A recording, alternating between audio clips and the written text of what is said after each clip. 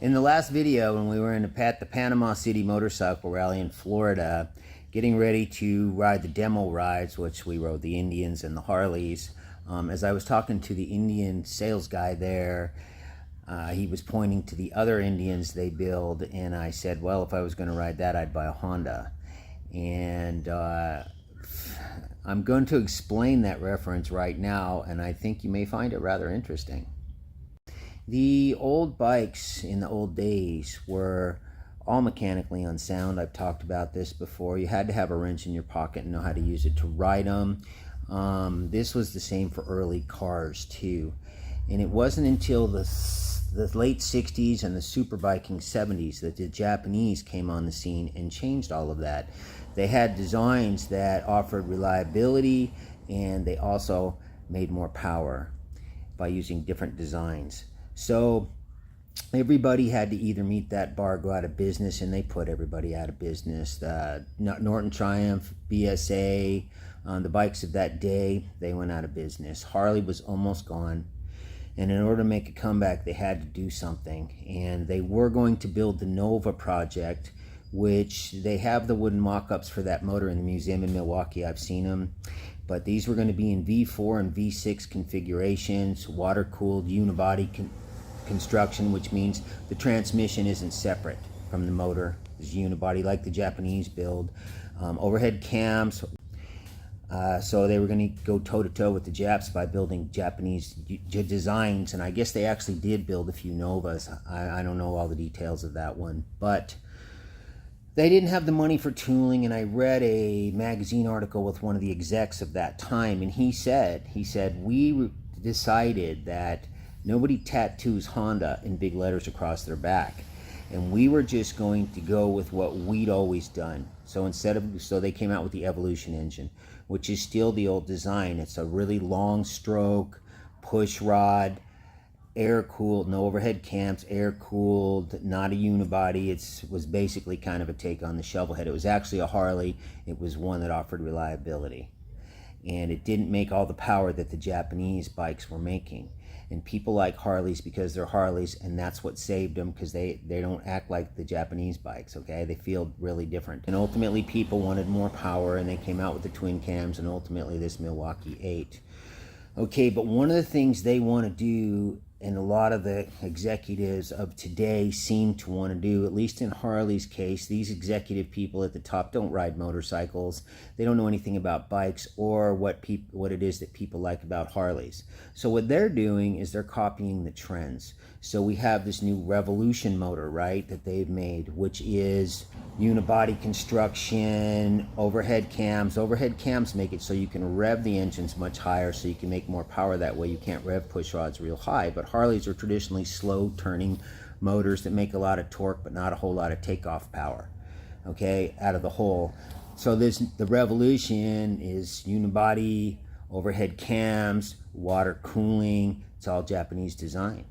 And so is that other Indian, that I guess it's not Polaris anymore, that Indian's building, okay? So, but their 3-cam engine, their original engine, it's an interesting design because it's a 3-cam motor, and which is, nobody builds that, right? And it's got, the cam in the middle has 2 lobes on it, and the big pushrod tubes they got on there have the pushrods angled so that they will hit that central cam. You know what's interesting is there was one other company that built an engine like that before Polaris used that design. Let's take a look at it.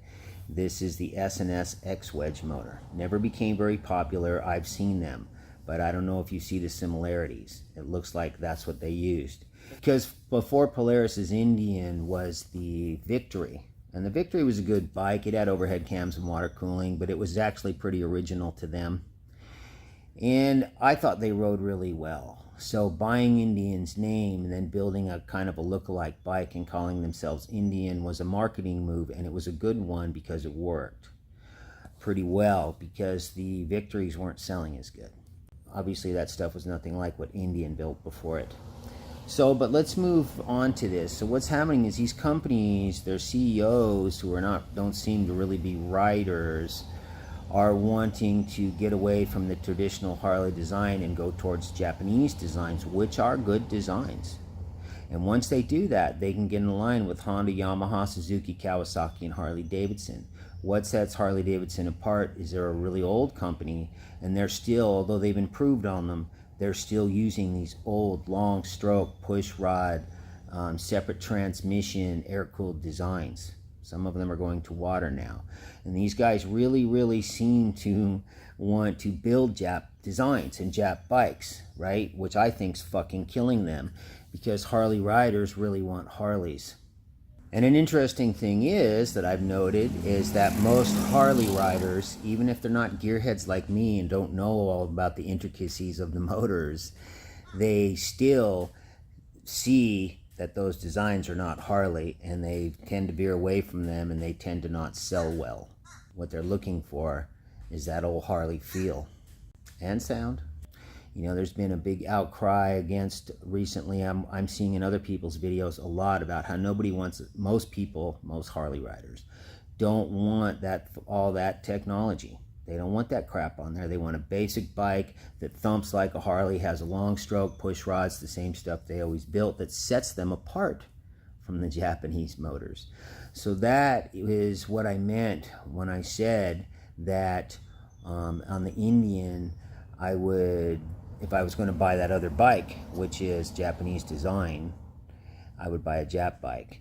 The one that they've made that has the push rod systems and the 3 cams is actually more of an old style design from the past, because let's face it, in the basics of their motor, Harley Davidson is still using 30s technology, but this is what makes them Harley Davidson. It's what makes them different. They're still using that knife and fork connecting rod crank thing that's in there, that's kind of a, well, the first time I ever saw that, I'm like, who the hell came up with that idea?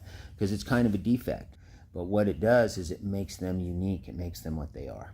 And with all of that, I will see you guys on the next video. This one.